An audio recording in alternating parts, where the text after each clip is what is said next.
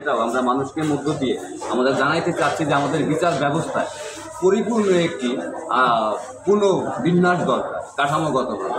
না হলে আমরা আসলে বিচার ব্যবস্থায় যতই আসা মানে যতই দলিলপত্র নিয়ে যাই না কেন, বিচারকের ওইটুকু ক্ষমতা থাকবে না যে সে বিচার করে, কারণ বিচারক সরকারি কেরানি না, এটা বিচারককে মানতে হবে এবং সেইভাবে তাকে সরকারি বিষয়গুলোর মধ্যে ন্যায় বিচার প্রতিষ্ঠা করতে হবে।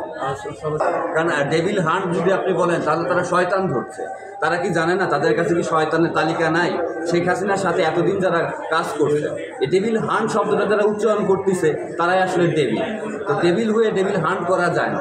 সরকার যে অবস্থানটি নিয়েছে, আমি শুধু বলবো যে শেখ হাসিনা চলে গিয়েছে কিন্তু তার কাঠামো যেটা শেকড় বাকড় কাণ্ড পাতা সব রয়ে গেছে। তো এটা আমরা বলবো হাসিনার সময়কালে একটি নাটক মাত্র। আপনারা জানেন যে বর্তমানে ঢাকা শহর সহ সারা বাংলাদেশে যেভাবে ধর্ষণ হচ্ছে, যেভাবে খুন হচ্ছে, যেভাবে ডাকাতি হচ্ছে, সেখানে এই সরকারের এই কথার বাস্তব কোনো পদক্ষেপ আমরা দেখতে পাই। আমার